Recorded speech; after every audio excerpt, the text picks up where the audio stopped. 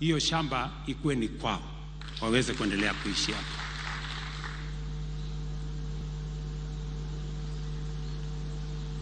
Vile Ng'eno alikuwa anafuatilia sana maneno ya shamba ya Ang'ata Baragoi hapa. Na ndio mimi nataka nieleze watu wa Ang'ata Baragoi ya kwamba serikali tumekubali, tutalipa hiyo shamba ekari 1,500. Sasa itakuwa shamba yenu pale Ang'ata Baragoi. Na ile kuvutana kati ya jamii ya Wamasai na Wakalenjin tumeshatatua.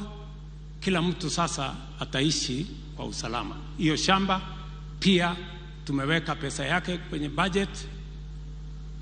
Mambo ya matatizo pale pia tuyatatue.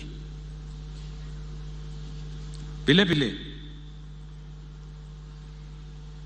tumekubaliana, na nimesikiza viongozi wa hapa wameongea kuhusu ya mambo ya mabarabara.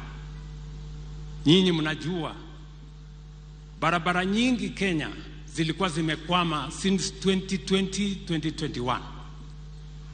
Lakini sasa tumepanga vizuri, tumerudisha contractors wengi barabarani, almost 90%. Ile barabara mumesema ya kutoka Chebole kuja mpaka hapa, mnajua hiyo barabara